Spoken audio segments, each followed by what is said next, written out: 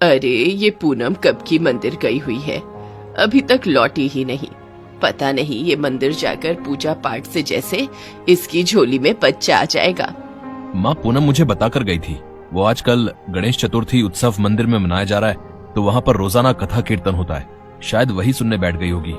तो इस तरह माँ पार्वती ने अपने उपटन से एक बालक को बनाया और इस तरह बाल गणेश का जन्म हुआ। बोलो गणपति महाराज की जय। मैं भी माटी से बाल गणेश बनाऊंगी, उन्हें अपने बेटे की तरह पालूंगी, उनकी एक माँ बनकर खूब सेवा करूंगी। हाँ, अब कोई मुझे बांझ नहीं कहेगा, क्योंकि मैं बाल गणेश की माँ बनूंगी। पूनम की शादी को 8 साल हो गए थे, पर उसे संतान सुख नहीं मिला था। उसकी सास और पड़ोसी रिश्तेदार सब उसे बांझ कहकर बुलाते थे। पर उस दिन कथा के पश्चात पूनम ने गणेश जी को अपना बेटा मान लिया। पूनम घर गई और अगले दिन एक कुम्हार से मिट्टी ले आई और बहुत मेहनत और लगन से उसने मिट्टी के बाल गणेश बना लिए। पूनम ने बाल गणेश को सुंदर कपड़े, गले में माला, कानों में कुंडल और हाथ पैरों में घुंघरू पिरोए कड़े और पायल पहना दिए। वो बाल गणेश की मूर्ति को गोद में लेकर बच्चों की तरह प्यार करती थी, मानो उसकी ममता एक माँ का प्यार वो बाल गणेश पर लुटाने लगी। पड़ोसी जब उसे देखते तो वो उसकी सास से बातें बनाने लगते। बिमला, ध्यान रख अपनी बहू का, ये इस तरह भगवान गणेश को गोदी में उठाए घूमती रहती है जैसे सचमुच का बच्चा हो। कहीं ऐसा ना हो तुम्हारी बहू का दिमागी संतुलन बिगड़ जाए और वो पागल हो जाए। मालती सही कह रही है, मैंने सुना है जो औरतें बांझ होती हैं वो खिलौनों को ही असली बच्चा समझने लगती हैं। बहू का ये व्यवहार तुम्हारे परिवार के लिए खतरनाक हो सकता है। अच्छा, हम चलते हैं। पूनम, ओ पूनम, कहाँ है? जरा इधर तो आ। इतनी देर से कमरे में क्या कर रही है? माँ जी, वो बाल गणेश के सोने का समय हो रहा था तो उसे सुला रही थी। अरे पागल हो गई है क्या? वो मिट्टी के गणेश हैं, वो कोई असली बच्चा नहीं है। दिनेश, जरा इधर आ। क्या हुआ माँ? दुकान का थोड़ा हिसाब देख रहा हूँ, कोई जरूरी काम था क्या? अरे सबसे जरूरी काम इसके दिमाग का इलाज करवाना है। कब तक ये गणेश की मूर्ति को गोदी में बच्चों की तरह उठाए घूमती रहेगी? अपना बच्चा तो इससे होना नहीं है। इसको उठाने के चक्कर में घर के कामकाज भी देर से करने लगी है। पूनम, अभी तो बाल गणेश सो चुके हैं ना, तो अभी तुम माँ की बात को मानो और थोड़ा उनके साथ काम में मदद कर दो। माँ जी, मैंने सारा काम कर दिया है। शाम की सब्जी भी काट कर रख दी है और रोटियों के लिए आटा भी गूंथ दिया है। माँ, पूनम ने सारा काम कर तो दिया है, फिर तुम्हें उससे क्या शिकायत है? वो बाल गणेश के साथ खुश है तो उसे रहने दो, उसे उनके साथ खेलना अच्छा लगता है, इसमें कोई हर्ज नहीं है। दिनेश अपने काम करने लगता है और पूनम कमरे में चली जाती है।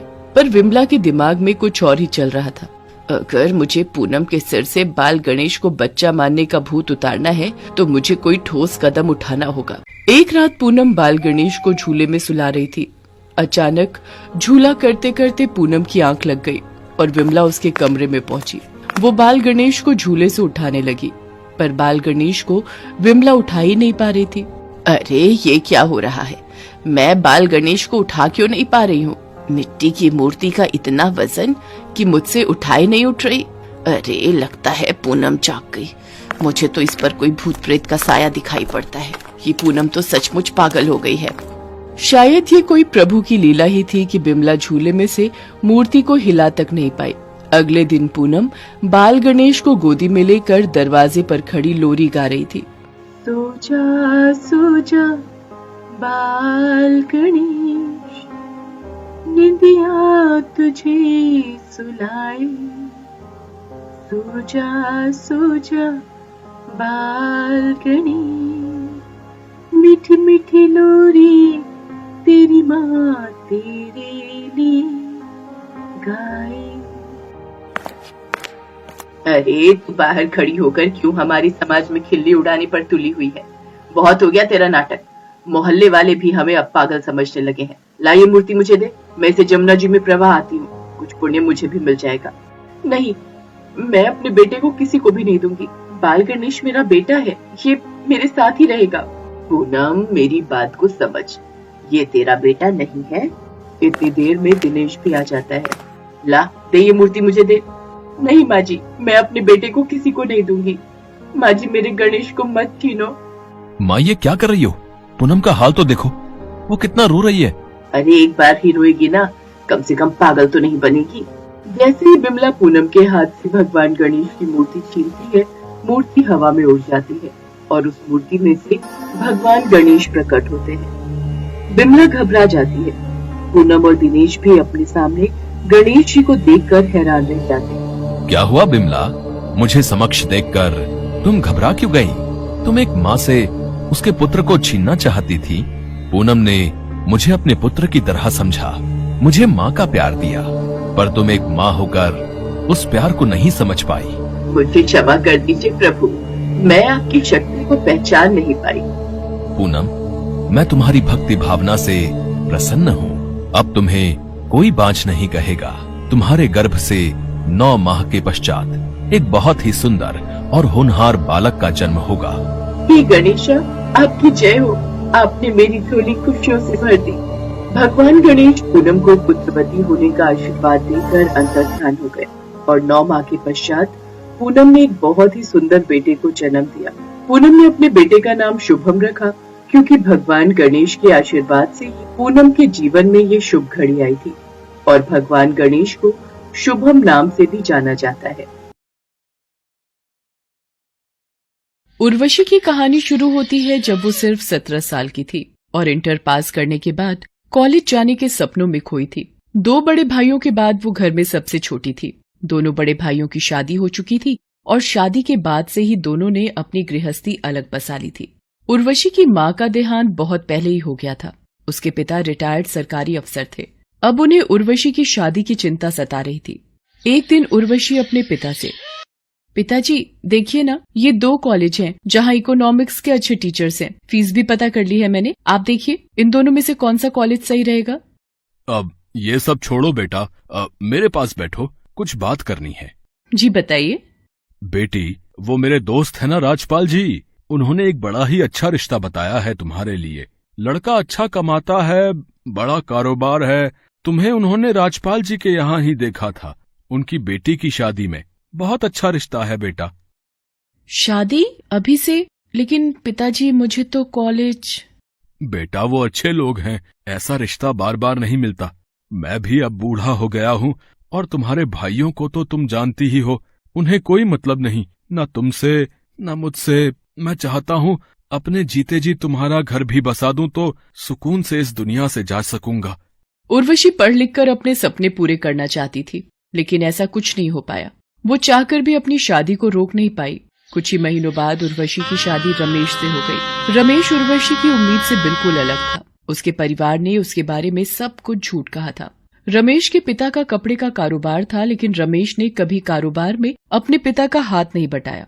वो हर वक्त शराब के नशे में डूबा रहता और उर्वशी के साथ भी उसका बर्ताव बहुत ही खराब था। उर्वशी के लिए ये बहुत बड़ा झटका था। उसके दुख को बांटने वाला भी वहाँ कोई नहीं था। एक दिन जब रमेश शराब के नशे में धुत घर पहुँचा तो उर्वशी से बोला, अंधी है क्या? पति घर आया है, जाकर एक गिलास और नमकीन लेकर आ। देखिए आप पहले से ही बहुत नशे में हैं और पियेंगे तो। इससे पहले कि उर्वशी अपनी बात को पूरा करती, रमेश उसके गाल पर एक जोरदार थप्पड़ जड़ देता है और गुस्से से कहता है, चुप, बहुत जुबान चलने लगी है तेरी। अब तो मुझे बताएगी कि मैं क्या करूंगा। जितना कहा उतना कर, समझे? वरना। ये हर दूसरे दिन होता था। रमेश पहले अपने दोस्तों के साथ जुए में पैसे हारता और फिर घर आकर उर्वशी पर गुस्सा उतारता। उर्वशी ने अपनी सास से इस बारे में बात की तो वहाँ से भी उसे नाउमीदी ही हाथ लगी। ये सब मुझे बताने से क्या होगा? पति है तेरा, ख्याल रखा कर उसका। हमने सोचा था शादी हो जाएगी तो सब ठीक हो जाएगा, लेकिन हमारी तो किस्मत ही फूटी है। कंगालों की लड़की उठा लाए। सब मजाक उड़ा रहे थे हमारा कि इकलौते लड़की की शादी में एक गाड़ी भी नहीं मिली।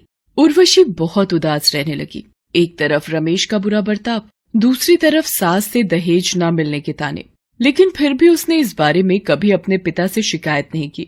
बड़े भाइयों ने तो पहले ही उससे किनारा कर लिया था। वो बिल्कुल अकेली हालात का सामना कर रही थी। रमेश के पिता एक अच्छे इंसान थे, लेकिन वो भी बहुत बीमार रहते थे। पूरे घर को चलाने की जिम्मेदारी उन पर ही थी, लेकिन लंबी बीमारी से वो हार गए और उनका देहांत हो गया। उनके जाने के बाद भी रमेश की आंखें नहीं खुली, जिसकी वजह से सब कुछ बर्बाद हो गया। उर्वशी अब एक प्यारी सी बच्ची पिंकी की माँ बन चुकी थी, लेकिन रमेश को किसी की परवाह नहीं थी। एक दिन जब पिंकी भूख से बिलख रही थी, तब उर्वशी ने रमेश से कहा, सुनिए जी, पिंकी ने कल से कुछ नहीं खाया, घर में कुछ भी नहीं है पकाने को। माँ जी को भी कितने दिन हो गए हरिद्वार गए हुए, उनकी कोई खबर नहीं। आप कुछ तो कीजिए। मैं क्या करूं? मेरे पास पैसे होते तो बिना दारू के बैठा होता यहाँ। एक काम कर, इस बोझ को अनाथ आश्रम छोड़ के आ जा, मेरे से तो कुछ ना होगा। और तू भी कहीं चली जा। जा। क्या क्या कह रहे हो? अरे ये तुम्हारी बच्ची है, कैसे इतने पत्थर दिल हो सकते हो?